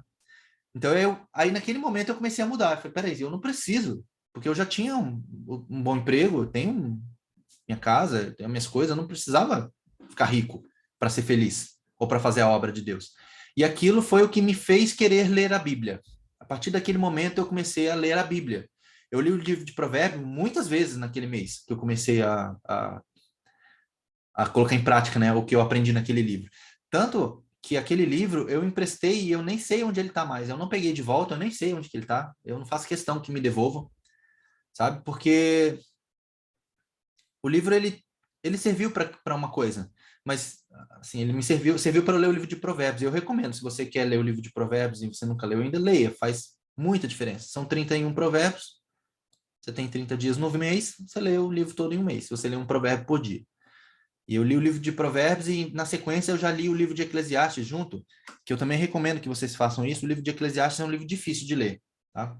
Porque é as meditações ali, as reflexões de Salomão, depois que ele já tinha conquistado tudo. E aí ele vai falando como a vida é fútil. Mas a vida dele era fútil, não é que a vida de qualquer pessoa é fútil, tá? Mas ler a Bíblia mudou a minha vida. E aí eu comecei a ler a Bíblia. E tanta coisa, gente, mudou, tanta coisa só por ler a Bíblia. Só por ler a Bíblia. E eu quero falar sobre isso aqui agora, tá? Tem duas reflexões aqui nessa tela pra gente aqui, tá? A primeira é, você está pronto? Quando a Bíblia se tornar um livro proibido, como será? Gente, eu não sei vocês, tá? É minha opinião pessoal, isso não está escrito na Bíblia assim, mas eu acho que é muito provável que isso aconteça. A Bíblia vai ser um livro, talvez não proibido, mas recriminado duramente, como já é hoje. Mas hoje ainda, pelo menos do lado de cá do mundo, a gente ainda tem liberdade de ter uma Bíblia, de pegar o livro e sair de casa com ele. tá? Eu posso pegar esse livro aqui, colocar debaixo do braço e sair com ele pela rua. Mas a gente sabe que tem lugar que já não é assim. Tem lugar que se você aparecer com uma Bíblia debaixo do braço, você morre. E quando isso acontecer do lado de cá do mundo, como é que vai ser? Como é que vai ser quando, se você sair com uma Bíblia debaixo do braço, as pessoas jogarem tomate, ovo, pedra em você? As pessoas te vaiarem em público? Como vai ser? Quando o livro não for permitido publicamente? Quando falar sobre esse livro não for permitido publicamente, como vai ser? Você vai ter a Bíblia dentro de você já? Aí a pergunta, o quanto você já conhece da Bíblia? O quanto você já entende da Bíblia? O quanto você já vive da Bíblia? Porque vai chegar um momento onde, se você não souber o que a Bíblia diz, pelo menos você tem que viver o que a Bíblia diz, né? Será que a gente está pronto para isso? Essa é uma pergunta. E se você não está pronto para esse momento ainda, será que você está aproveitando enquanto ainda é possível você se encher da Bíblia? E aí esses dias, né, segunda-feira, na verdade, a gente estava na nossa reunião semanal, conversando sobre um assunto e entramos no assunto da Bíblia também. Acabou que o assunto virou para o tema da Bíblia, né? E uma das pessoas que estava lá na reunião, ele deu uma dica que eu achei muito interessante. Que ele falou assim, a sequência é essa aqui, ó. Você primeiro lê, depois você entende, para depois você pegar e tentar revelar alguma coisa do texto, ou receber revelação do texto, né? Que é algo que muita gente faz o contrário. As pessoas fazem assim, ó. Eu leio de qualquer jeito e já quero revelação, revelação, revelação, revelação. Sabe? Não é assim. Não é assim, gente. Primeiro você tem que ler. Se você nem lê, não adianta você querer revelação. Aí você lê, e muita gente lê o texto fora do contexto e já quer vir para cá, né? Não vai funcionar. Primeiro você tem que ler. Depois você tem que entender o que você leu. Peraí, deixa eu entender. Qual era o contexto, do que está se falando aqui e tudo mais. E aí depois, talvez, se for o caso, você vai tentar ver se existe revelação. Esse é um negócio que eu acho bem controverso, porque normalmente revelação tem a ver com interpretar a Bíblia alegoricamente, ou seja, aquele texto não é isso que está dizendo, esse texto significa outra coisa. Isso é um perigo, porque a gente pode ser muito criativo nessas revelações, tá? Então tem que tomar cuidado. Não estou dizendo que não exista, mas antes de você querer chegar aqui, você tem que ter passado por essas duas etapas muito bem. E eu falo para vocês que só ler a Bíblia, só ler, mudou a minha vida. Mudou totalmente. Depois de entender a Bíblia, então, gente, mudou muito. E hoje eu consigo ficar mergulhado na Bíblia para tentar chegar aqui e entender algumas coisas que estão escondidas, digamos assim, no texto. Mas não é necessário, isso aqui não é necessário, tá? Não é. Eu falo com muita tranquilidade. Não é necessário. Se você ficar só aqui, você já vai ter a sua vida transformada, eu garanto para vocês. Garanto. E aí, para mostrar isso para vocês, a gente vai só ler a Bíblia aqui agora, tá? Eu vou só ler, basicamente. Eu vou só explicar uma coisa.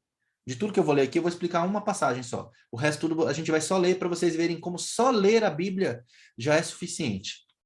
Olha só. Só textos bem diretos e retos, tá?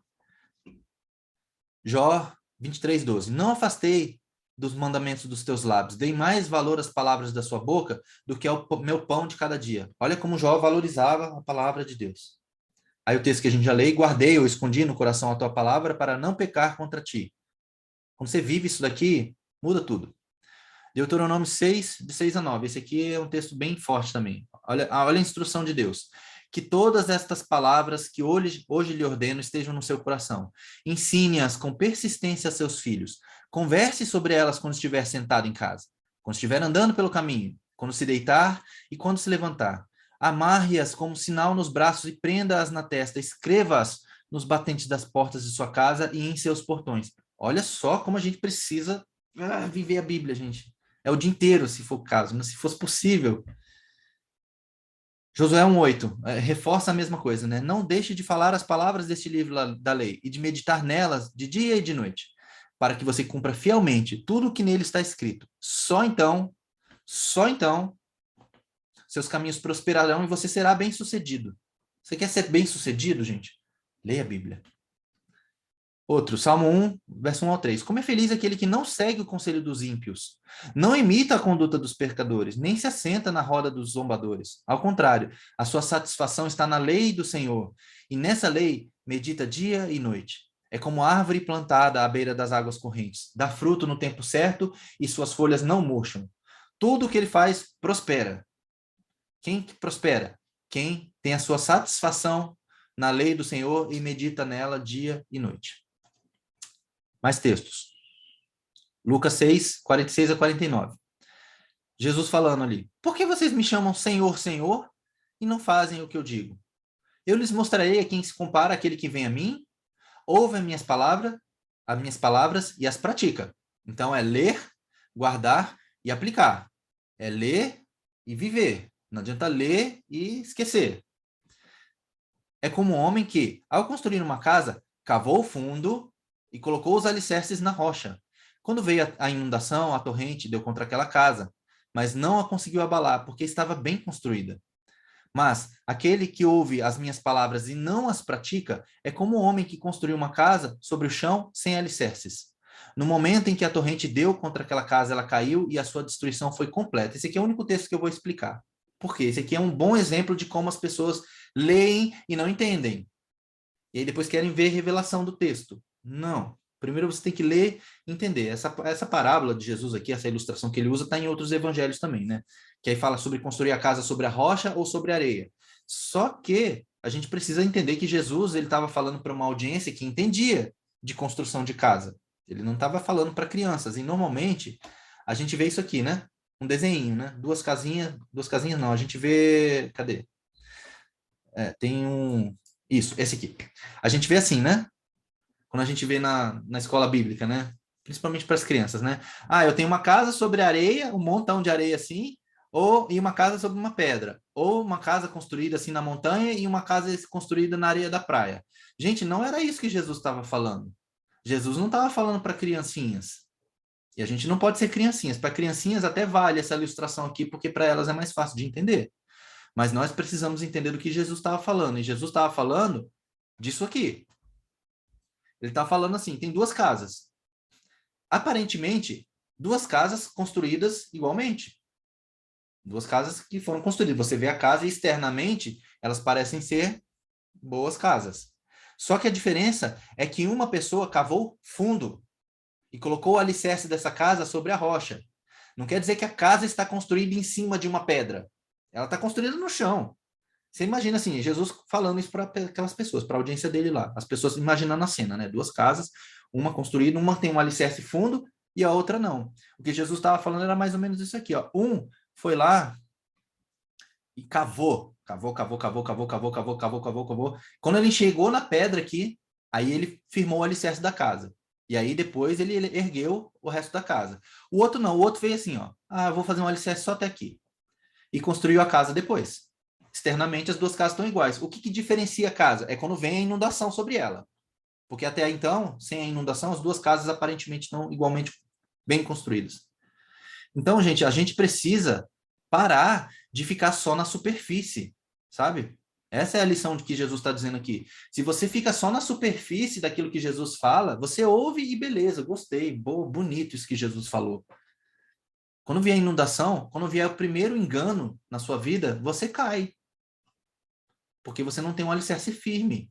A primeira mentira que Satanás conta para você, você engole, digamos assim. Porque você não tem um alicerce firme para se firmar. O primeiro ateu que fala assim, Deus não existe, a Bíblia foi adulterada. A ciência prova a evolução das espécies. Você cai, porque você não tem argumento. Aí seu argumento, não, eu creio. Aí o cara detona o teu argumento. Aí como é que fica depois? Sabe? Então a gente tem que parar de ficar na superfície. Vamos continuar aqui. Agora eu vou acelerar por causa do tempo, tá?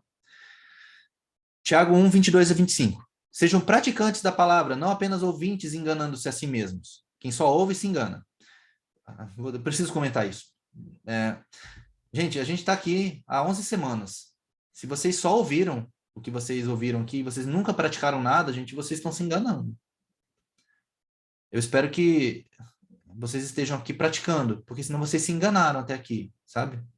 Aquele que não ouve a palavra, mas não a põe em prática, é semelhante a um homem que olha a sua face no espelho e depois de olhar para si mesmo, sai e logo esquece a sua aparência. Mas o homem que observa atentamente a lei perfeita que traz a liberdade e persevera na prática dessa lei, não esquecendo o que ouviu, mas praticando, será feliz naquilo que fizer. Não dá para ser mais preciso do que isso, né, gente? Procure apresentar-se a Deus aprovado, como obreiro que não tem do que se envergonhar, que maneja corretamente a palavra da verdade. Não adianta manejar de qualquer jeito a Bíblia, tem que ser corretamente. 1 João 2:3, 2 de 3 a 6, o verso 3 a 6. Sabemos que o conhecemos se obedecemos os seus mandamentos. Então, é uma condição, você conhece a Deus se obedece os seus mandamentos. Aquele que diz, eu conheço, mas não obedece aos seus mandamentos, é mentiroso, e a verdade não está nele. Mas, se alguém obedece a sua palavra, nele verdadeiramente o amor de Deus está aperfeiçoado. Desta forma, sabemos que estamos nele. Aquele que afirma que permanece nele deve andar como ele andou, ou seja, deve praticar o que Jesus ensinou. Ainda 1 João, capítulo 3, 16 a 24, diz assim, ó, nisto conhecemos o que é o amor. Jesus Cristo deu a sua vida por nós, e devemos dar a nossa vida por nossos irmãos. Se alguém tiver recursos materiais e, vendo seu irmão em necessidade, não se compadecer dele, como pode permanecer nele o amor de Deus? Filhinhos, não amemos de palavra nem de boca, mas em ação e em verdade.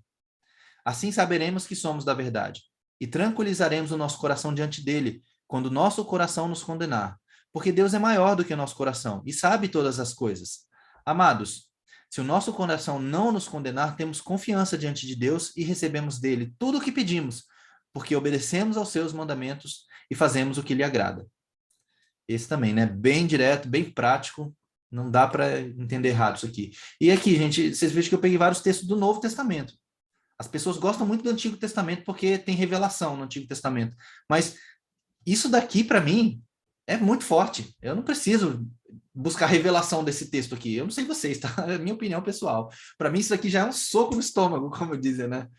Para a gente pensar, peraí, será que eu sou assim? Eu fico pensando, eu leio a Bíblia e a Bíblia começa a me confrontar, sabe? E é isso que a gente precisa, né?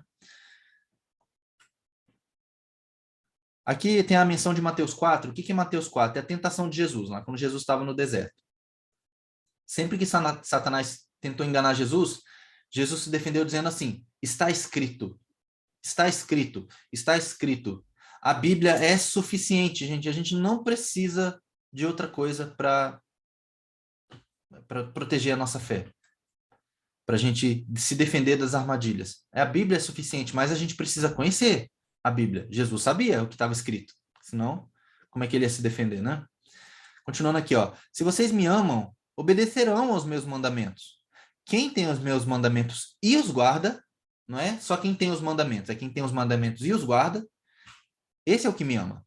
Aquele que me ama será amado de meu Pai, e eu também o amarei e me revelarei a ele. Você quer conhecer mais Jesus? Guarde seus mandamentos. Mais textos práticos aqui, olha só. Pensem nisto, pois. Quem sabe que deve fazer o bem e não faz, comete pecado. Direto esse, né? Outro, a terceira epístola de João, capítulo 1, verso 11. Amado, não imite o que é mal, mas sim o que é bom. Aquele que faz o bem é de Deus. Aquele que faz o mal não viu a Deus. Outro texto prático aqui, ó. Não amem o mundo, nem o que há nele, ou que nele há. Se alguém amar o mundo, o amor do Pai não está nele. Pois tudo que há no mundo, a cobiça da carne, a cobiça dos olhos e a ostentação dos bens, não provém do Pai, mas do mundo. O mundo e a sua cobiça passam, mas aquele que faz a vontade de Deus permanece para sempre. Outro, tudo que fizerem, façam de todo o coração, como para o Senhor e não para os homens, sabendo que receberão do Senhor a recompensa da herança. É a Cristo o Senhor que vocês estão servindo. Quem cometer injustiça receberá de volta injustiça, e não haverá exceção para ninguém. Aqui muito claro que a gente recebe o que merece, e tudo que a gente faz, a gente deve fazer como se fosse para Deus, né? Eu ia falar da reforma protestante aqui, mas eu vou pular essa parte aqui por causa do tempo, tá? Só um comentário bem superficial sobre a reforma. A principal premissa da reforma protestante é essa aqui, ó, a sola escritura, que quer dizer o seguinte, somente a Bíblia. É só a Bíblia que tem autoridade em relação à nossa fé. Porque na época da Reforma, existia a Bíblia mais um montão de outras coisas. Que essas outras coisas, muitas vezes, inclusive, entravam em conflito com a Bíblia. Mas as pessoas não sabiam ler a Bíblia. Porque a Bíblia estava em latim, nem todo mundo falava latim, nem todo mundo tinha acesso aos rolos ali, né? E quando Gutenberg imprimiu a Bíblia pela primeira vez, ele imprimiu ela em alemão, as pessoas começaram a ler a Bíblia, e isso foi o que de fato fez a reforma ganhar força. Não foi Lutero. Lutero foi só a pessoa que deu a sugestão, olha só, seria bom se a gente lesse a Bíblia. Aí as pessoas leram a Bíblia. E pelo fato das pessoas lerem a Bíblia que a reforma começou. E as pessoas começaram a questionar, peraí, o que está sendo ensinado aqui está errado. Tem alguma coisa errada aqui? Por um lado, na igreja a gente ouve uma coisa, mas a Bíblia diz outra. Peraí, tem alguma coisa errada. E aí começou a reforma. Então a gente tem que entender que só a Bíblia é suficiente. A gente não precisa de outras coisas. Olha só esse texto aqui, ó. De Gálatas 1, 6 a 9. Estou muito surpreso em ver que vocês, Paulo falando para os irmãos ali da igreja, estão passando tão depressa daquele que os chamou na graça de Cristo para outro evangelho, o qual, na verdade, não é outro. Porém, há alguns que estão perturbando vocês e querem perverter o evangelho de Cristo. O que estava acontecendo ali, só para contextualizar? Lá na Galácia estava entrando muito forte a doutrina do gnosticismo. Então, eram coisas que eles estavam... Peraí, gnosticismo não, desculpa, do judaísmo. Estava entrando muito forte o judaísmo lá. Então, não, peraí, não é só Jesus. É Jesus mais a circuncisão. É Jesus mais a guarda do sábado. É Jesus mais a guarda das festas judaicas. Não era só o evangelho. Então, Paulo ele aqui adverte os irmãos que, assim, se tem outro evangelho sendo pregado, ele não é outro. E olha só isso aqui é muito importante, ó. Mas, ainda que nós, os apóstolos, ou mesmo um anjo vindo do céu, ele não está falando um demônio, tá? Ele está falando se um anjo viesse do céu para pregar um evangelho a vocês diferente daqueles que temos pregado, que esse seja anátema. Anátema é uma palavra muito forte, o significado dela é maldito, sabe? Amaldiçoado. Como já dissemos, e agora repito, se alguém está pregando a vocês um evangelho diferente daqueles que vocês já receberam, que seja anátema. Gente, o evangelho é simples. A Bíblia é simples. A Bíblia é difícil de entender, eu até reconheço que tem partes difíceis, mas a mensagem da Bíblia é simples. Não precisa de muita coisa mística e misteriosa e sobrenatural, não. Por isso que eu falo, só ler a Bíblia já transforma a gente, transforma, sabe? Rapidinho aqui sobre interpretação bíblica. Isso aqui é muito importante, tá? As 3 principais regras de interpretação bíblicas são essas aqui. Contexto, a segunda regra é contexto, e a terceira regra é contexto. Simples. Não adianta você querer ler a Bíblia e entender ela sem você entender o contexto. Não adianta você pegar um texto isolado e você querer entender ele. A probabilidade maior é que você vai entender errado. Então você precisa entender o contexto. Não adianta você ler a Bíblia de qualquer jeito, como eu já falei. Tem 3 tipos de interpretações possíveis. Você tem uma interpretação literal, tipológica ou alegórica. Hoje, o que mais a gente vê é isso aqui, ó, alegórica. As pessoas querem fazer a Bíblia dizer o que ela não diz. Ah, não, isso daqui não é isso. Isso aqui, na verdade, é outra coisa. Quando tem, por exemplo, lá, sei lá, tá? Vou pegar um exemplo aqui. Aí tinha lá uma pedra. Sei lá, um texto qualquer lá mencionando que tinha uma pedra. Ah, a pedra é Jesus. Será que sempre a pedra é Jesus? Toda vez que aparece uma pedra na Bíblia é Jesus? Tem uma passagem lá, eu não lembro onde. Acho que está lá em Números. É no Antigo Testamento, gente. Ou Números Juízes, acho que é Juízes. Que tinha um cara lá fazendo um negócio errado, uma mulher subiu numa torre e jogou uma pedra de moinho na cabeça dele. E aí ele morreu. Ah, não, essa pedra, já que é pedra é Jesus, então a pedra que caiu na cabeça do homem foi Jesus. E aí o cara faz uma pregação sobre isso, falando que Jesus caiu na cabeça de Satanás e não sei o quê, sabe? Umas coisas assim que a gente ouve. Por quê? Porque as pessoas, elas só pegam a alegoria para interpretar. Elas esquecem que existe um sentido literal, pode existir tipologia. Tipologia são esses símbolos e pode sim existir alegoria. A gente sabe que tem alegorias na Bíblia.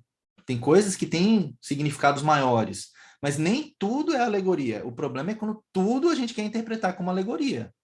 A gente tem, assim, evidências na Bíblia das alegorias, por exemplo, nesse texto aqui de Hebreus 10, diz assim, ó, ora, visto que a lei tem sombra de bens vindouros, a lei é uma sombra de algo que viria ainda pela frente. Não é a imagem real das coisas. A lei nunca, jamais pode tornar perfeitos os ofertantes, com os mesmos sacrifícios que ano após ano, perpetualmente, eles oferecem. Aqui o autor de Hebreus está falando assim, a lei de Moisés, toda a lei judaica, ela apontava para alguma coisa no futuro. Depois ele vai complementar a ideia, falando sobre Jesus, que toda a lei ela converge para Jesus, para o sacrifício de Jesus, para a obra expiatória de Jesus. É isso que ele está falando aqui. Então, existe de fato sombras, coisas que a gente consegue entender, mas não perfeitamente, porque é uma sombra. Mais uma vez, eu sempre dou o exemplo, né? Se eu projetar uma luz sobre a minha mão, vai fazer uma sombra da minha mão. Se vocês olhassem para a sombra da minha mão, vocês saberiam que aquela sombra é de uma mão. Mas você consegue saber o tamanho exato da mão? A textura da pele? A cor? Vocês não conseguem entender tudo. Por quê? Porque muitas coisas são sombras. E a gente sabe que tem sombras. No entanto, a gente tem que tomar cuidado para não exagerar nas interpretações, porque senão a gente pode estar usando a nossa imaginação e achando que é Deus revelando alguma coisa. Cuidado. Aí um exemplo aqui bom, né? A serpente do deserto. Lá em Números, tem a serpente do deserto, o povo estava pecando, estava fazendo coisas erradas, e Deus manda um juízo sobre o povo. Que vinha serpentes lá e começaram a morder as pessoas estavam morrendo. E aí Moisés, ele intercede para Deus, em favor do povo, Senhor, cessa a praga. Deus, ele fala assim para Moisés, então, você vai lá e faz uma serpente no deserto. Faz uma serpente, pendura ela numa haste, quem for picado e vê a serpente, e olhar para ela, não vai morrer. E aí, isso é uma alegoria, isso é um tipo para Jesus, porque lá em João 3, 14 e 15, todo mundo sabe que João 3,16, né? Deus amou o mundo de tal maneira, mas 14 e 15, que está logo antes, ninguém lembra, né? O que é João 3,14? Jesus dizendo assim, da mesma forma como Moisés levantou a serpente no deserto, assim também é necessário que o Filho do Homem seja levantado, para todo o que nele crê tenha vida eterna. Então Jesus, ele traduziu o símbolo. Aquilo era um símbolo, era uma sombra de algo que viria. E a sombra, o tipo, o símbolo foi traduzido na própria Bíblia. Então quando a Bíblia traduz os símbolos, a própria Bíblia explica o que é aquele símbolo, aí fica tranquilo, fica fácil e fica seguro da gente interpretar o tipo. Fora isso, gente, é arriscado. Pode ser só a sua imaginação, a sua criatividade tentando dar para o texto um sentido que ele, na verdade, não tem. Então, a gente tem que tomar cuidado, tá? Isso se chama exegese, tá? Você dá para o texto um sentido que ele não tem, na verdade. Você força o texto a dizer o que você quer. Diferente de exegese, que muita gente critica, a gente ouve às vezes no púlpito falar, não precisa de exegese, hermenêutica, essas coisas todas teológicas, né? Mas exegese é simplesmente interpretação de texto. Se tem algum advogado que sabe, o curso de direito ensina a fazer exegese, porque você precisa saber interpretar texto, né? Rapidinho aqui agora, penúltimo slide já, tá, gente? Aguentem firme aí. Tem alguns textos fora de contexto que são muito pregados. E existe um jargão no meio teológico que diz, né? Texto fora de contexto é pretexto para heresia. E aí tem vários aqui, tá? Assim, bem rapidinho. Esse aqui é um dos campeões. Tudo posso naquele que me fortalece. E aí as pessoas pregam, irmão, você pode prosperar, você pode vencer, você pode ser curado, porque tudo posso naquele que me fortalece. É sobre isso que Paulo estava falando? Era sobre cura e prosperidade e sucesso? E não era, não era. Aí você precisa ler o contexto do texto de Filipenses 4, do que Paulo estava falando. Ele estava falando que assim, eu não sou mais influenciado pelas circunstâncias externas. Eu sei o que é ter abundância e sei o que é ter escassez. Eu sei o que é passar fome e ter alimento. Mas tudo posso naquele que me fortalece. Quem é que me fortalece? Quem é que me faz seguir adiante, apesar das circunstâncias? Deus. É isso que esse texto está ensinando. Não que você pode todas as coisas. Esse aqui também, né? Não julguem para que vocês não sejam julgados. E aí isso aqui é um baita de um pretexto para você achar que você não pode julgar as pessoas, os erros dos outros, você tem que respeitar todo mundo e tal. Não é isso. Se você ler o contexto, continua lendo Mateus 7. Jesus vai falar assim, não julguem para que vocês não sejam julgados. Porque da mesma forma como vocês julgarem, vocês serão julgados. Então, o que Jesus estava falando? Se vocês forem julgar, se preparem para serem julgados também. Porque da mesma forma como você julga, você vai ser julgado. Então, você não pode ser um hipócrita. O ensino que Jesus está trazendo aqui é sobre hipocrisia. Você não pode falar uma coisa e viver outra. Não quer dizer que você não pode julgar. Como é que você vai distinguir o erro da verdade sem fazer um julgamento? Não tem como. Você precisa julgar. Paulo, depois ele vai falar várias vezes, você tem que julgar. Julguem a profecia. Não o profeta, julguem a profecia. E assim por diante. Esse aqui também é muito, muito, muito fora de contexto. Olha só. como diz o texto, lá em Deuteronômio 28:13. E o Senhor te porá por cabeça, não por cauda, só estarás em cima, não debaixo, vírgula. O texto continua.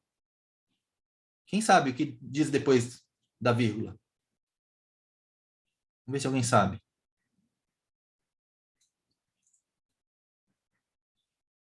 Ninguém? O texto diz assim, vou parafrasear, tá?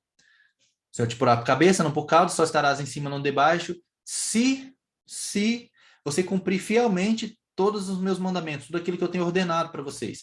E se vocês não cumprirem fielmente tudo que eu ordenei para vocês, vem uma série gigante de maldições. Então é o tipo de texto que as pessoas pegam só o que interessa, descarta tudo que eu não quero e constroem uma teologia, uma mensagem, uma pregação em cima de parte de uma verdade, o que é uma mentira. Se você quer pregar a palavra de Deus, você precisa pregar ela toda, a parte boa e a parte ruim, porque Deus é fiel para cumprir o que ele prometeu de bom e o que ele prometeu de ruim. Se Deus prometeu consequências pela quebra dos mandamentos, Deus é fiel para cumprir as consequências também. Eu não sei se vocês já pararam para pensar sobre isso. Deus é justo e fiel, inclusive para cumprir o juízo que ele prometeu que haveria. E a gente quer pegar essas promessas do Antigo Testamento que são para Israel e quer aplicar para nós. Mas a gente só quer a parte boa da promessa. A gente não quer a consequência da quebra dos princípios. Porque a gente vai ter aqui em Deuteronômio 28 uns 15 versículos de promessas. É bastante promessa. Mas tem 60 versículos de maldição. Se você não cumprir a lei, você vai para o cativeiro, você vai ser sitiado, você vai perder suas posses, você vai ficar doente, vai vir maldição sobre vocês, e praga e não sei o quê, e um montão de maldição. Você não quer isso, né? Você quer só a parte boa. Mas as duas promessas, da bênção e a da maldição, estão juntas. Então precisamos escolher. Você quer pegar uma promessa do Antigo Testamento para você? Ok. Mas cumpra a condição e veja a consequência da quebra da promessa, da condição, no caso. É duro falar isso, né? Mas é o que a gente precisa compreender, gente. Esse aqui também, ó. Ponto e vírgula. Porque a letra mata e o espírito vivifica. Peraí. Ponto e vírgula? Então tem alguma coisa antes, certo? Do que Paulo está falando aqui? Está falando que se você ler a letra da Bíblia você vai morrer? Claro que não. Isso aqui é um dos textos mais assim, mal pregados. Porque, irmão, você tem que ler a Bíblia na revelação. Você não pode ler a Bíblia na letra. Porque a letra mata. Aonde que está escrito isso, gente? Que você tem que ler a Bíblia na revelação. Não existe isso em lugar nenhum. Nenhum. O que Paulo está falando é, qual letra que mata? A letra da lei. Paulo está falando aqui sobre a lei de Moisés, que ninguém consegue cumprir. A lei é boa, mas ninguém consegue cumprir. E por causa da lei, na lei existe um juízo por não cumprir. Então a letra mata, porque existe um juízo sobre quem descumpre a lei. Mas o Espírito vivifica. Por quê? Porque o Espírito é o ministério do Espírito Santo após o sacrifício de Jesus. E esse ministério ele vivifica. E aí Paulo vai argumentar sobre isso, que é muito melhor você viver na graça do que na lei. É sobre isso que ele está falando. Não é sobre ler a Bíblia, tá? Esse aqui também, buscar primeiro o reino de Deus e todas estas coisas vos serão acrescentadas. Que coisas? Aí você precisa ler o texto para entender do que Jesus estava falando. Ele está falando que você pode ter todas as coisas? Não. Jesus estava falando sobre sustento, sobre proteção, sobre segurança. Essas coisas você pode ficar tranquilo que você vai ter. Mas todas as coisas não. Não é todas as coisas. É todas estas coisas. Esse aqui também, ó. Mas em todas estas coisas somos mais do que vencedores por meio daquele que nos amou. Em todas as coisas somos mais que vencedores? Não, não é em todas as coisas. Em todas estas coisas. Que coisas? Aí você tem que ler Romanos 8 para você entender. Paulo está falando assim, nada pode nos separar do amor de Deus. Nem a perseguição, nem a espada, nem a nudez, nem a fome, nem nada. E em todas essas coisas, a nudez, a espada, não sei o quê, em todas essas coisas somos mais que vencedores. Por meio de Cristo que nos amou. Então, nem todas as coisas somos mais que vencedores, porque esse aqui é o texto da teologia do triunfo, né? Que nós somos vencedores. O cristão é vencedor. E não é verdade, gente. A gente também perde, às vezes, né? E aí, agora tem uma atividade no final aqui, bem rapidinho, tá, gente? Eu sei que passou do horário já, mas aguentem firme, vale a pena. E tem o vídeo de 7 minutos que eu falei para vocês, tá? A atividade é simples, bem simples, mas é só uma ilustração para encorajar vocês. Eu vou mostrar aqui para vocês um quebra-cabeça. Eu não sei se tem alguém aqui que gosta de quebra-cabeça. Mas quebra-cabeça, às vezes, é difícil, né? E às vezes a gente, por não saber como é a imagem, a gente às vezes fica desencorajado de fazer o quebra-cabeça. Mas aqui tem um quebra-cabeça que tem poucas peças, então vamos ver se a gente consegue montar esse quebra-cabeça, porque a Bíblia é como montar um quebra-cabeça. Tem técnica, tem formas de você montar esse quebra-cabeça que são mais fáceis. Qual que é a melhor forma de você montar um quebra-cabeça? Normalmente você olha para a tampa, né, do quebra-cabeça, para a imagem final, e aí você tenta recriar, né? Aqui é uma Bíblia, tá fácil de ver que é uma Bíblia. Então a imagem que a gente tem que montar é uma Bíblia. Agora tem jeitos mais fáceis de montar um quebra-cabeça. Como que a gente montaria um quebra-cabeça? Quais são as técnicas que a gente poderia usar para montar um quebra-cabeça? O que vocês acham? Me ajudem aí. E aí eu vou pedir para vocês me dizerem que peça fica em qual parte aqui do quebra-cabeça, tá? Mas qual que é a coisa mais fácil que a gente pode fazer? Começa pelas bordas, né? Então, quais peças são bordas aqui? Por exemplo, ó, número 3 é uma borda, não é? Onde que fica essa aqui, ó? Número 3 fica aqui em cima, né? Canto superior direito. Qual peça que é borda também? Me digam outra peça que é borda. Pelas cores também dá. Mas vamos começar pelas bordas. Qual outra peça é borda aqui? A número 2. Número 2 é borda. É a borda superior direita, esquerda aqui, né? Qual mais? 8. A 8 é aqui. Tem mais borda? 7. Fica à vontade, quem precisar sair, tá?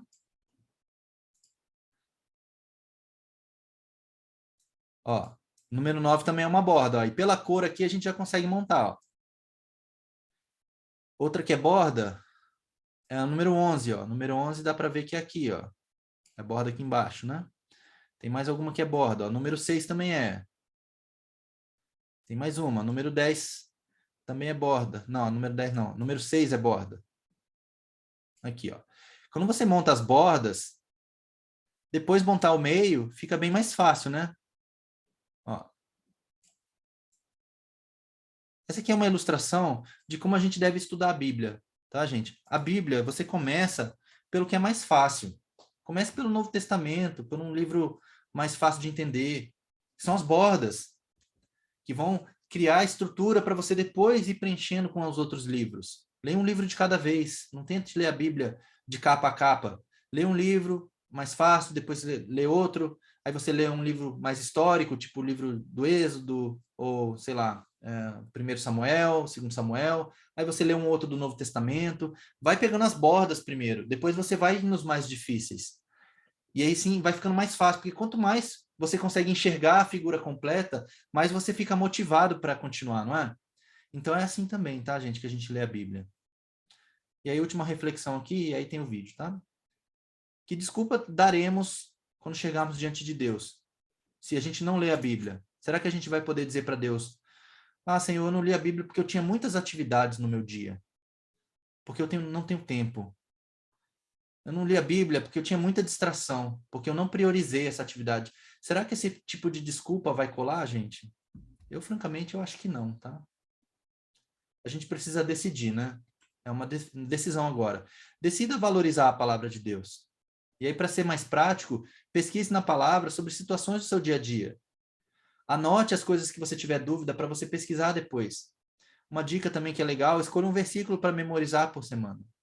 E o mais importante de tudo é, viva a palavra de Deus. Isso é o mais importante. Não adianta a gente ler e não praticar, né? A gente precisa praticar. E é isso, gente. Desculpa passar o tempo aqui. Esse é um tema importante, então eu queria falar bastante coisa mesmo, para a gente fechar bem esse tema. Lembrando que semana que vem é o fechamento. Tem um vídeo agora que fala sobre a Bíblia também. Bem legal, eu acho que vale a pena assistir. Tá? Quem puder ficar. Quem não puder, a gente se vê na semana que vem, então. Tá bom? Vou colocar o vídeo aqui.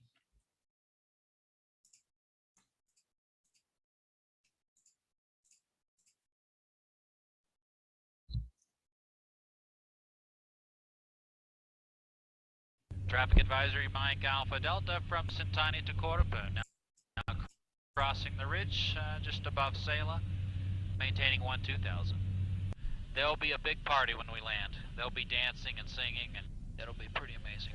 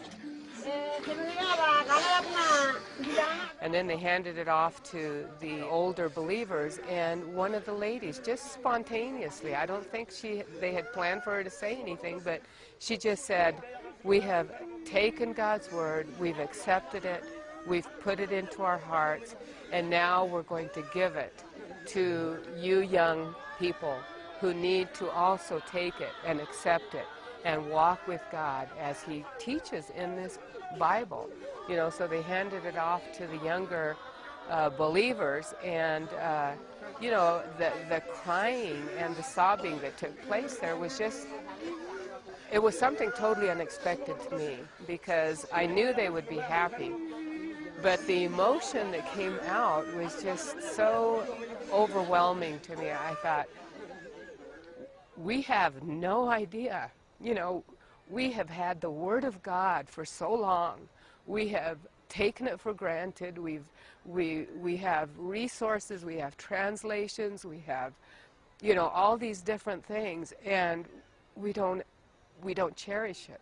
We don't realize what a precious gift we have and hold in our hands. And these guys were realizing that and saying, "God, you've come to us through the Word."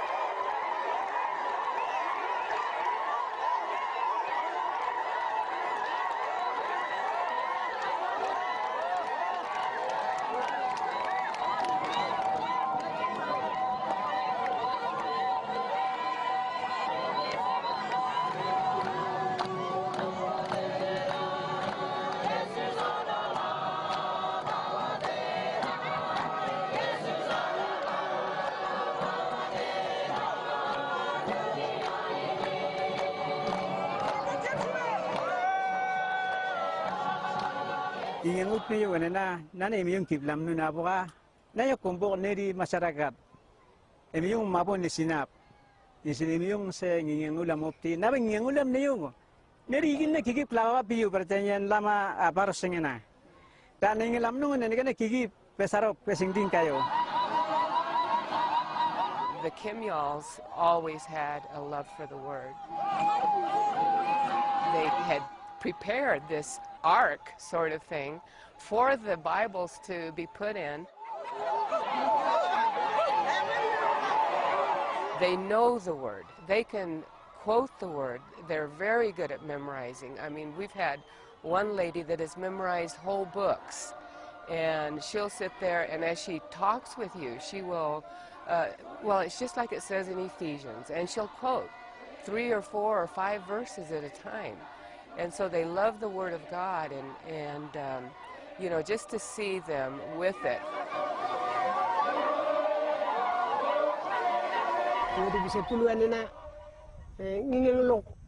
Imiyong si bebe yaka bep nak nong tingeng ulam siyo. Ti imiyong si bebe bep nak delibop.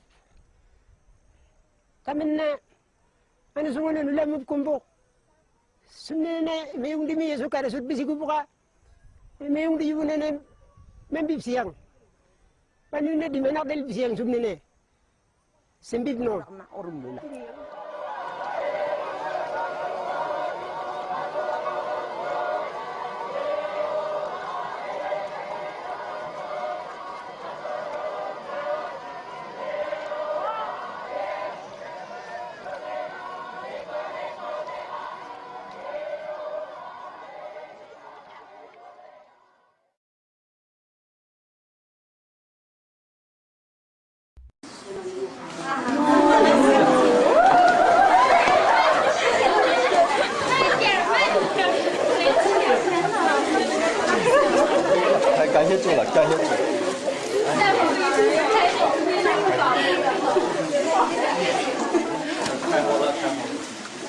感谢神呐！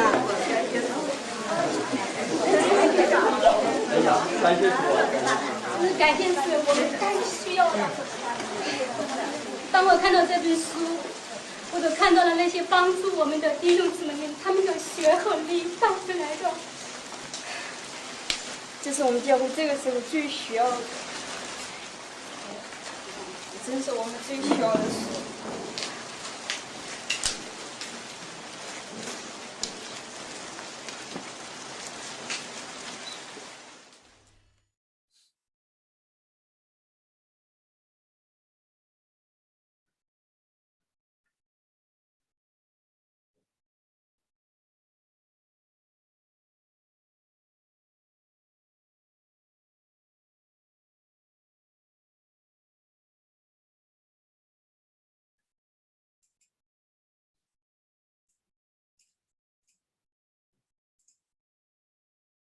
É isso, gente.